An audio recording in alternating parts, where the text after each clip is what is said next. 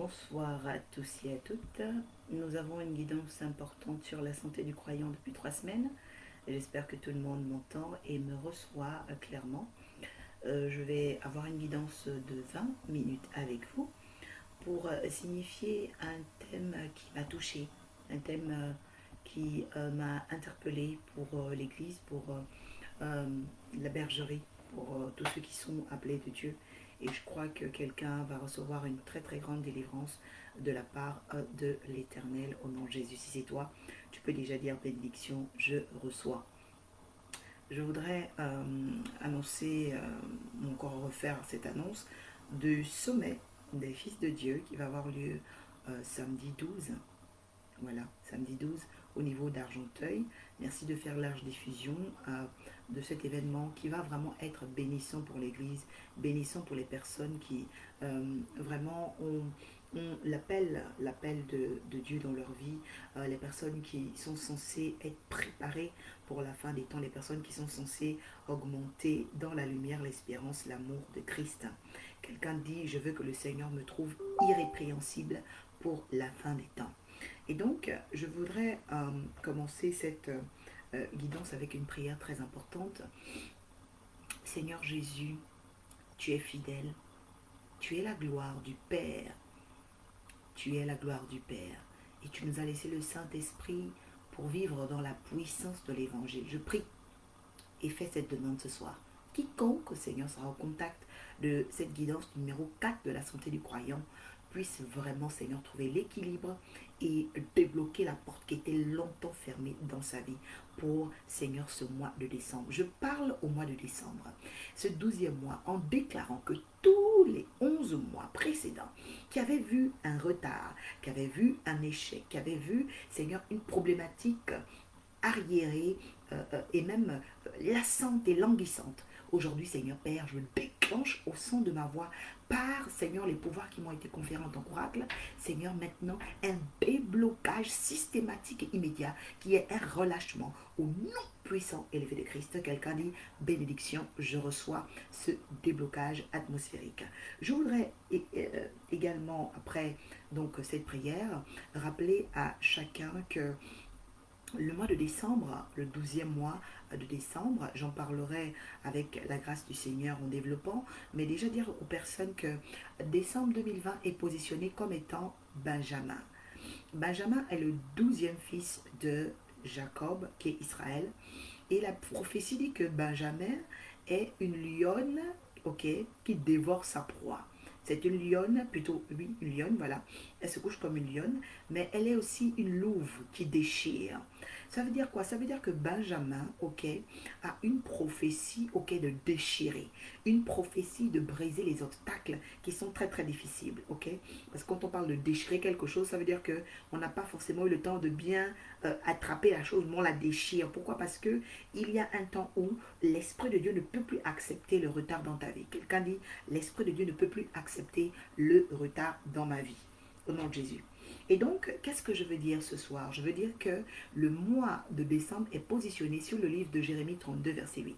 La Bible dit que une prophétie a été relâchée, c'était que quelqu'un devait rentrer en possession d'un héritage qui lui était échu, qui lui était donné par prophétie de l'Éternel.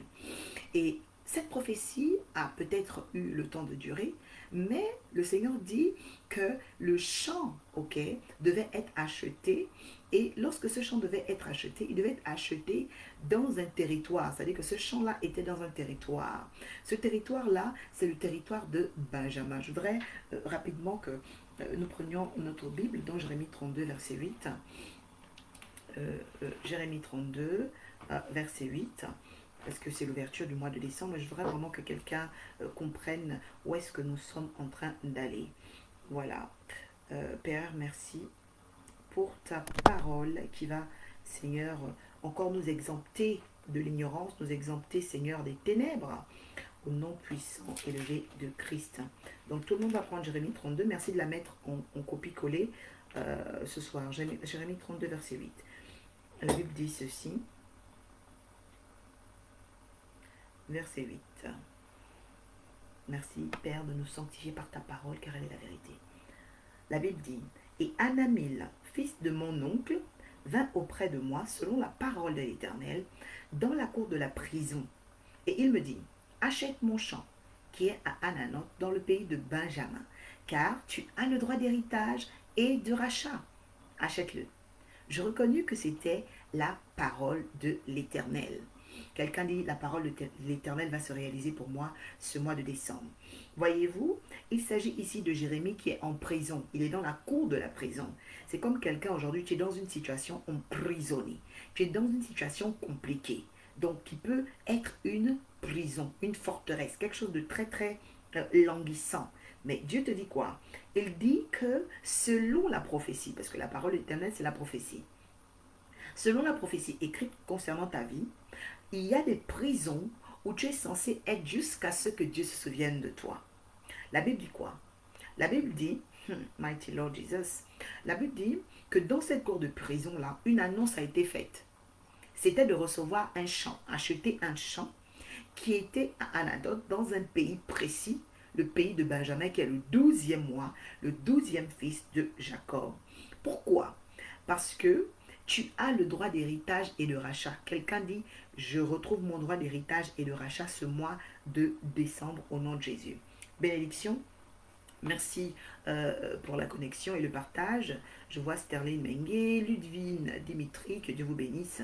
C'est très important quand on est connecté de manifester sa présence. Alors, la santé du croyant. La santé du croyant, numéro 4. Je parle ce soir de la loi de l'honneur. Quelqu'un écrit ici. Je vais connaître les clés sur la loi de l'honneur. Oui, la loi de l'honneur. La loi de l'honneur. Allons-y lire la parole dans Genèse 29. Genèse 29, versets 16 à 30. Père, sanctifie-nous par ta parole, qu'elle vienne faire tomber les écailles. Père de gloire, qu'elle renverse les autels, Seigneur, des rochers, des roches, et tout esprit, attitude d'esclavage, le fil mélancolique qui soit coupé maintenant. Au nom de Jésus, Père, j'établis la loi de l'honneur. Au nom de Jésus, bénédiction. La Bible dit, or, Laban avait 2 filles. L'aînée s'appelait Léa, la cadette Rachel. Léa avait les yeux délicats, mais Rachel était belle, de taille et de figure. Jacob aimait Rachel, et il dit, je te servirai 7 ans pour Rachel, ta fille cadette. Souvenez-vous que c'est Jacob qui décide de son salaire. Donc, il dit ce qu'il veut. Et Laban dit, j'aime mieux te la donner que de la donner à un autre homme. Reste chez moi. Verset 20. Ainsi, Jacob servit 7 ans pour Rachel. Quelqu'un dit, j'ai servi 7 ans pour Rachel. Et elles furent à ses yeux comme quelques jours parce que Jacob l'aimait. Ensuite, Jacob dit à Laban, donne-moi ma femme car mon temps est accompli. J'irai vers elle. Laban réunit tous les gens du lieu et fit un festin. Le soir, il prit donc Léa, sa fille, et l'emmena vers Jacob, qui s'approcha d'elle. Et Laban donna pour servante Léa, sa fille, Zilpa, sa servante. Le lendemain matin, voilà que c'était Léa. Alors Jacob dit à Laban, qu'est-ce que tu m'as fait? N'est-ce pas pour Rachel que j'ai servi chez toi? Pourquoi m'as-tu trompé? Laban dit, ce n'est point la coutume dans ce lieu. Je voudrais que quelqu'un écrive ça ce soir.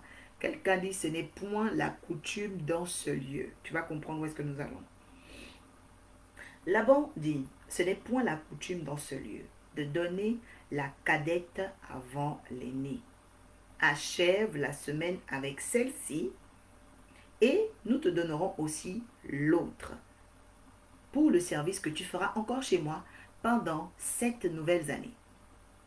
Jacob fit ainsi, et il acheva la semaine avec Léa. Puis Laban lui donna pour femme Rachel sa fille. Quelqu'un dit, après 14 ans, j'aurai les 2 femmes dont j'ai besoin. J'aurai les 2 mères dont j'ai besoin. J'aurai la double portion dont j'ai besoin. J'aurai le double manteau dont j'ai besoin. C'est très important, note cela. La Bible dit, je reviens au verset 28, Jacob fit ainsi. Il acheva la semaine après les 7 ans. Il acheva la semaine après les 7 ans, ok, avec Léa. Puis Laban lui donna, ok, elle lui donna pour femme Rachel, sa fille, ok? Rachel, sa fille. C'est la semaine, après une semaine. Et Laban donna pour servante à Rachel, sa fille, Bila, sa servante.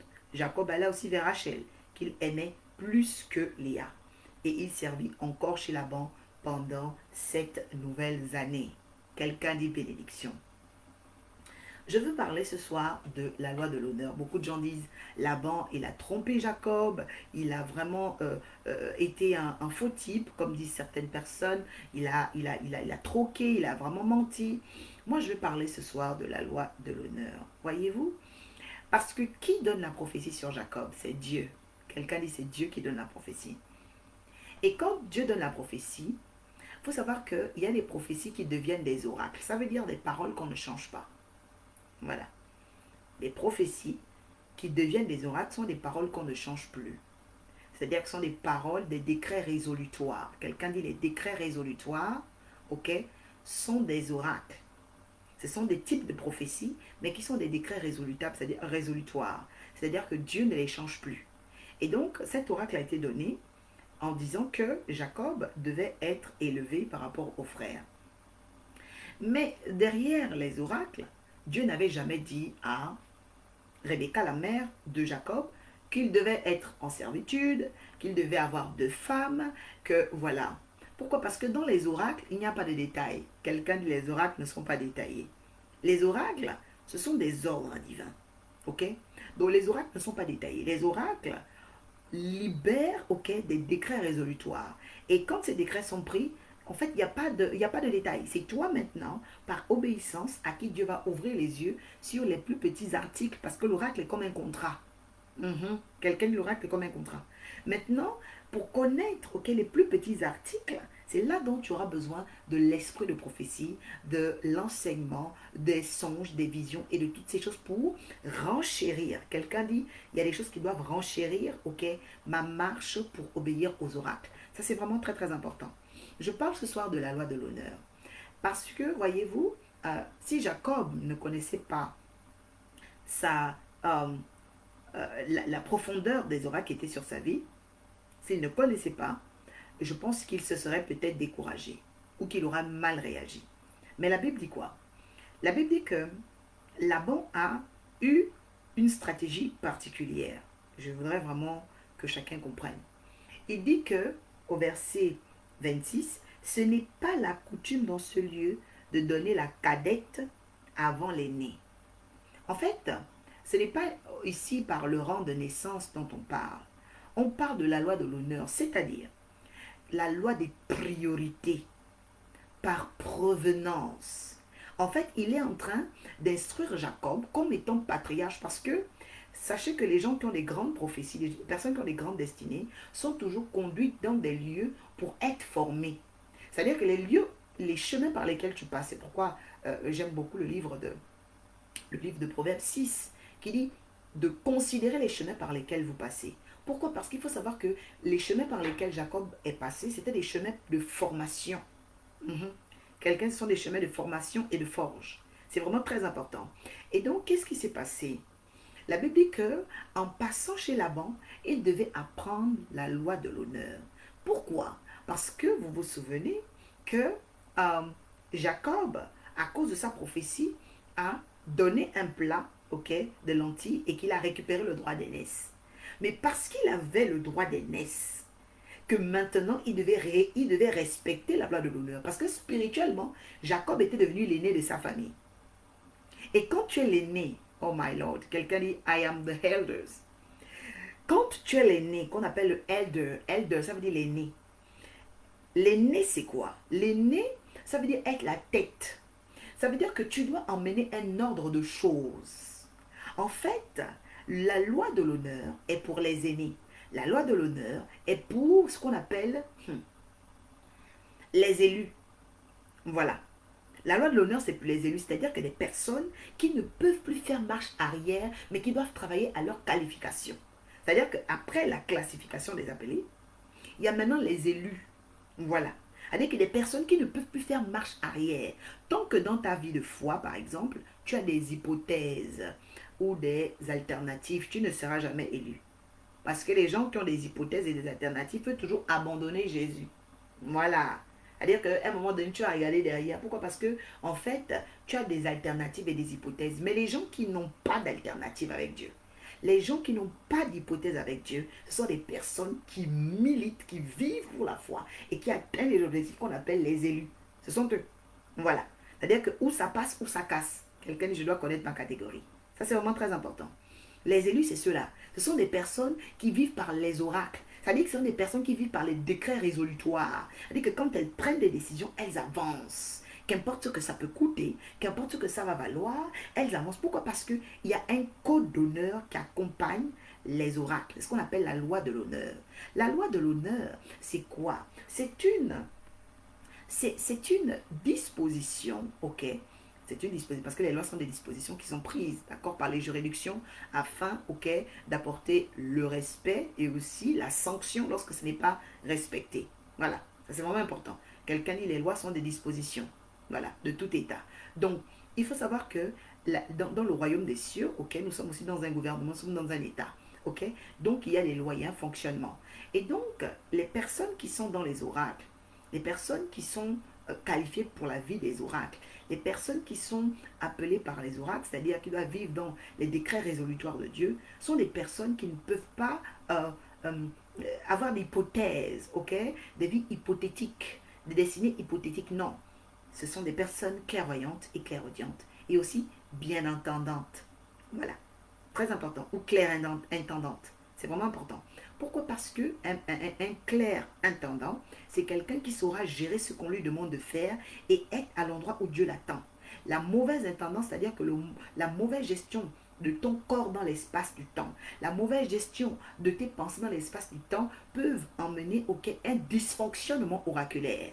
C'est-à-dire que parmi les prophéties que Dieu a prévues, toi-même tu peux te retarder. Pourquoi? Parce que tu gères mal ton corps. Quelqu'un dit, je dois faire attention au body language. Mhm. C'est vraiment très important. Pourquoi? Parce qu'il faut savoir que dans la loi de l'honneur, c'est quelque chose qui est très très important. Il y a, ok, derrière chaque belle parole qu'un homme peut dire à une femme, qu'un père peut dire à sa femme, ou voilà, derrière les belles paroles, il y a un fil invisible qu'on appelle le fil mélancolique. Ça veut dire que lui, il est l'amplificateur de certaines émotions qui se collent à un vocabulaire ou à un lexique. Je répète, le fil invisible qu'on appelle le fil mélancolique est un sentiment établi à l'entendement, ok, au son d'une voix qui est encore captive de certaines émotions arriérées, traumatismes passés, en vue d'amplifier les sentiments négatifs. Voilà. C'est ça le rôle, ok, des fils, ok, mélancoliques. Pourquoi? Parce que ces fils mélancoliques viennent pour casser la loi de l'honneur. Voyez-vous que Jacob est l'aîné. Quelqu'un dit Jacob est l'aîné. Mais l'aîné n'arrivait pas à comprendre la loi de l'honneur. Et pourquoi alors? Et comment va-t-il découvrir la loi de l'honneur? Alors Dieu l'envoie en formation chez Laban. La loi de l'honneur. C'est-à-dire que tu ne peux pas venir, ok, déshonorer le fonctionnement des priorités dans une maison. C'est-à-dire que la cadette ne va pas en mariage avec avant l'aîné, sous prétexte que toi tu l'aimes. Non. Quelqu'un dit la loi de l'honneur est très importante.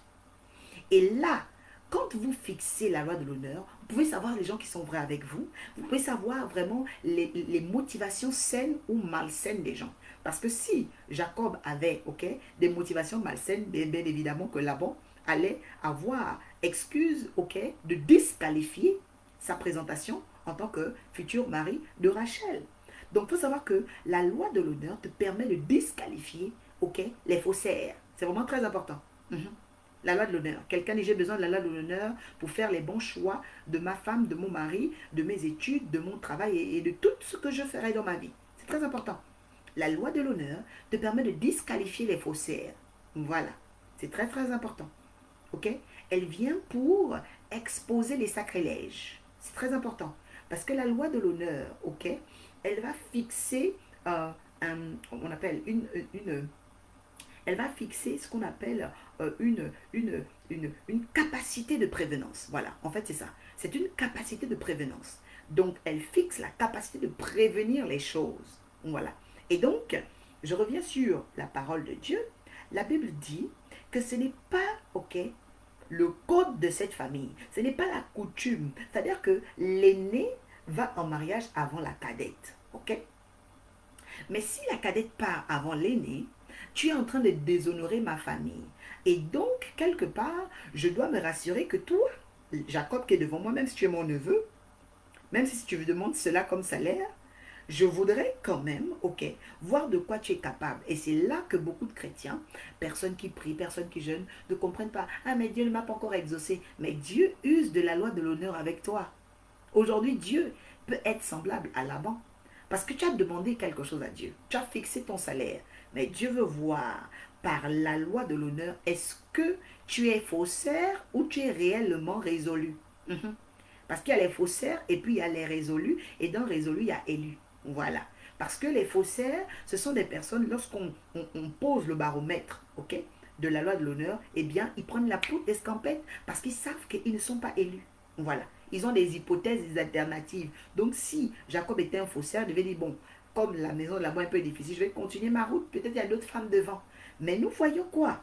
Nous voyons que par, ok, la capacité de provenance qui a été utilisée dans la stratégie de Laban, nous avons vu la sincérité et l'élection de Jacob pour encore étayer et apporter la véracité du fait qu'il était accompagné des décrets résolutoires. Et ça, c'est vraiment très important que chacun apprenne à ressembler à ses prophéties. Voilà l'objectif de ce soir, en 20 minutes. Tu dois ressembler à tes prophéties. Est-ce qu'aujourd'hui tu ressembles à tes prophéties ou tu es à l'opposé de tes prophéties? Parce que Dieu enverra toujours ta vie, ta destinée dans des lieux où tu es censé te transformer. Jacob avait besoin de transformation. Parce que spirituellement, il avait récupéré le droit d'aînesse. Mais il n'avait pas la loi de l'honneur. C'est comme tu peux avoir une grande prophétie, mais il te manque des choses. Alors Dieu va te conduire à, ok, la personne, te conduire dans des situations, te conduire dans des expériences où tu dois être formé pour rétablir, ok, ce petit parchemin. Parce que dès qu'il a eu la loi de l'honneur, regardez ce qui se passe maintenant au niveau du verset 27, plutôt du verset 28. La Bible dit, Jacob fit ainsi. Quelqu'un écrit en commentaire, je ferai ainsi, je respecterai la loi de l'honneur de l'Éternel. C'est vraiment très important. Jacob fit ainsi. Et il acheva la semaine. Donc il a fait 7 jours avec Léa, celle qui n'aimait pas. Ok? Après 7 ans. Il acheva la semaine. Puis Laban lui donna pour femme Rachel, sa fille. Voyez-vous? Beaucoup de gens pensent que euh, il a eu Rachel après 14 ans. Non, il a eu Rachel après 7 ans et 7 semaines. Jacob a eu Rachel, celle qu'il aimait, son salaire qu'il avait fixé, après 7 ans et 7 jours. 7 ans et 7 jours. Ok? 7 ans et 7 jours. Ça veut dire quoi? Ça veut dire que Jacob a eu, ok, le temps des 7 ans pour espérer, mais il a seulement eu besoin de une semaine pour déclencher ce dont il avait besoin. Je ne sais pas s'il y a une personne bénie ce soir. Je parle de une semaine d'intercession, une semaine de travaux spirituels, une semaine de consécration, une semaine. La Bible dit que Dieu a créé le monde en 7 jours. En fait, en réalité, lorsque vous avez le déclic sur la loi de l'honneur, vous commencez à rattraper ce qui se faisait en 7 ans, en une semaine. Je pense qu'une personne reçoit cette grâce particulière au nom de Jésus. Je vais étayer et apporter la véracité de cela dans le livre de Romains, chapitre 12, verset 10. Quelqu'un prend sa Bible avec l'oracle avant que nous ne fassions la prière, parce que je pense avoir dépassé les 20 minutes. Voilà. Donc, Romains 12, ok, verset 10. D'accord? Voilà. Donc, tout le monde va prendre ce passage qui est vraiment très très important.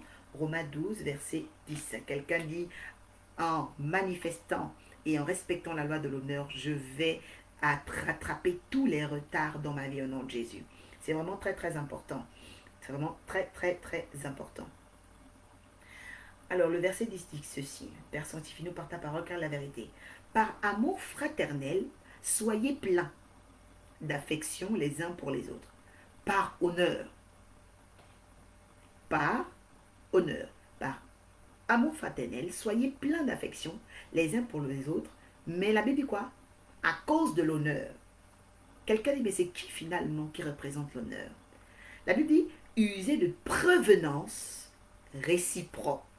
La provenance. La provenance. Ça veut dire que l'honneur te permet d'user de provenance. Les personnes qui ne connaissent pas l'honneur, et même aujourd'hui l'Église est malade parce que les gens ne connaissent pas la loi de l'honneur. Voilà. C'est à la base de beaucoup de divorces. C'est à la base de beaucoup de séparations.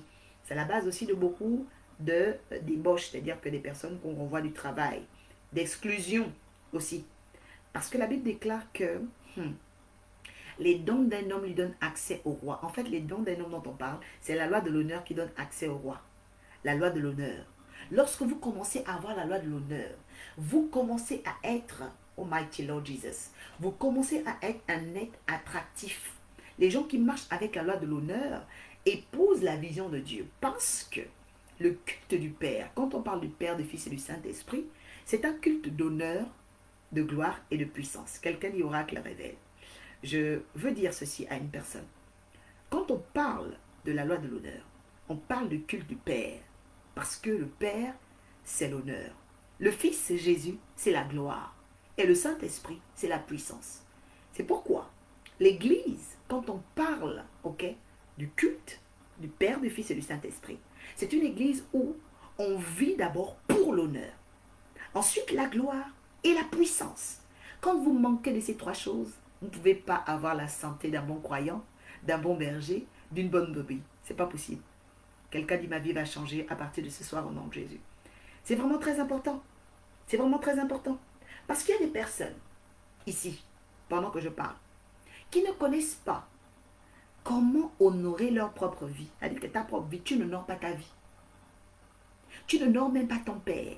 La Bible dit, honore ton père et ta mère, afin que tes jours te soient prolongés. Donc ça veut dire que ta vie peut être raccourcie parce que tu manques de la loi de l'honneur. Allons-y dans le livre de Malachie. Malachie 1, verset 6. Je voudrais que chacun puisse noter cela. La Bible dit quoi dans Malachie 1, verset 6?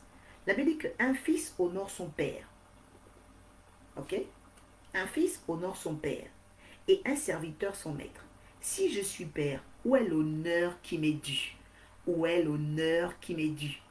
Le père de Rachel et Léa a appris quelque chose à Laban. C'était la loi de l'honneur. Et lorsqu'il a capté, lorsqu'il a saisi, la Bible dit, il fit ainsi. Il a obéi à la loi de l'honneur. La Bible dit qu'au lieu de 7 autres années, c'était 7 jours. Et il a eu le salaire, la femme qu'il voulait, mais en double portion, il a eu 2 femmes. Nous allons maintenant prier. Tu vas dire après moi, au nom de Jésus. Je viens briser, Seigneur éternel, tous les poteaux invisibles, les rochers, les pierres qui ont assombri ma vision, pour que je ne puisse pas honorer ta vision, que je ne puisse pas honorer, Seigneur, ton Église, que je ne puisse pas honorer mes frères, que je ne puisse pas honorer mon père, ma mère. Je brise, Seigneur, tout esprit de rébellion, de division, de sorcellerie, Seigneur Père, qui travaille dans mon cœur, que je ne sache pas honorer, Seigneur, mes enfants, que je ne sache pas honorer mon mari, que je ne sache pas honorer, Seigneur, ma fiancée, que je ne sache pas honorer. Je brise, Seigneur éternel, c'est un cultisme spirituel et comportemental dans ma vie. Au nom de Jésus, je renonce ce soir à toute attitude de manque d'honneur. Ô Père, je voudrais aujourd'hui que tu m'envahisses, que tu me remplisses, afin que je rétablisse, Seigneur, mon mariage, que je rétablisse ma santé, que je rétablisse ma famille, Seigneur, sur la base de la loi de l'honneur. Oui, Seigneur, tu veux que j'honore, Seigneur, mon Père et ma mère, que j'honore, Seigneur, Père éternel, mes frères, que j'honore ton Église. Oui, Seigneur, je veux rentrer dans la manifestation et l'obéissance du culte du Père, du Fils et du Saint-Esprit. Le culte de l'honneur, le culte de la gloire et le culte de la puissance. Seigneur, on ne peut pas avoir la puissance si on n'a pas eu la gloire. On ne peut pas avoir la gloire si on n'a pas eu à honorer. Seigneur, je voudrais aujourd'hui que cette Église, Père, l'Église du monde, l'Église de France, l'Église du Cameroun, l'Église de la Côte d'Ivoire, l'Église, Seigneur, de toutes ces régions, Seigneur, dans les îles, Seigneur, Père de gloire, retrouve l'honneur. Oui, Seigneur, nous avons oublié la loi de l'honneur. La loi de l'honneur, Seigneur, par nos dîmes, nos autels et nos offrandes. La loi de l'honneur, Seigneur, pour nos frères qui ont besoin de nous, pour les hospitaliser, Seigneur, pour les accidentés, pour la veuve et l'orphelin. Nous avons oublié la loi de l'honneur. Seigneur, je prie maintenant que toute vision nombriliste, égocentrique, égoïque soit brisé au nom de Jésus. Que le démon individualiste, Seigneur, qui fait souffrir l'Occident, Seigneur, se retire de ma vision au nom de Jésus. Je prie maintenant, par la parole de Romains, chapitre 12, verset 10, que par amour fraternel, je devienne, Seigneur, cette bonne sœur, oui, ce bon frère, ce bon mari. Oui, Seigneur Père, je veux travailler par l'honneur. Je veux te servir par l'honneur. Je veux honorer, Seigneur, tes oracles. Je veux honorer tes prophéties. Je veux honorer, Seigneur, Père éternel, mes semences. Je veux honorer mon appel. Oui, Seigneur. Je veux honorer, Seigneur, mon élection. Je veux honorer, Seigneur, tes serviteurs, tes servantes, tes prophètes, tes évangélistes. Je veux honorer l'Église, Seigneur. Loin de moi, Seigneur, tout esprit, Seigneur éternel, maléfique et indisposé, Seigneur, par des fils mélancoliques que je viens maintenant couper au nom de Jésus. Que toute injonction de forteresse où j'étais emprisonné, Seigneur, des pensées, Seigneur, d'incarcération, Père de gloire, s'arrête maintenant dans ma vie au nom de Jésus. Je voudrais que ton bon esprit, Seigneur, de franche volonté, me donne d'user de provenance, Seigneur, vraiment que je devienne une femme, un homme provenant au nom de Jésus. Je sais que tu m'as entendu car j'ai prié pour ta volonté au nom puissant élevé de Christ, au nom de Jésus. Quelqu'un dit Amen, bénédiction, bénédiction, bénédiction, bénédiction. Donc c'était cette guidance très importante sur la santé du croyant, numéro 4. Je vous laisse méditer la parole de Malachie 1, verset 6, et vous pouvez même lire tout le chapitre, Malachie chapitre 1, vous avez Genèse 29, verset 16 à 29, et aussi le livre de Romains 12, Romains 12, verset 10, par amour fraternel, ok, soyez remplis d'affection les uns envers les autres, usez de provenance par honneur, la loi de l'honneur, et je prophétise maintenant en tant qu'oracle, que tout retard de 7 ans, oui, 7 ans, c'est-à-dire qu'exactement ce qui a eu lieu dans ta vie en 2012 ou en 2013, qui t'a retardé, soit maintenant au nom de Jésus rattrapé par la puissance de cette guidance établie par la loi de l'honneur dans ton cœur, ton âme et ton esprit parce que tu l'as reçu comme Jacob au verset 28. Qu'il en soit ainsi. Excellente soirée. Merci de vous abonner sur la page Prophétesse Oracle sur YouTube. Vous aurez des enseignements qui vont vous donner vraiment de rentrer en provenance, en connaissance dans l'extraordinaire de la foi. Que Jésus soit toujours honoré dans nos maisons et dans nos vies. À très bientôt. Quant à moi, je vous souhaite une excellente soirée. Merci d'être connecté et d'avoir partagé. Bénédiction.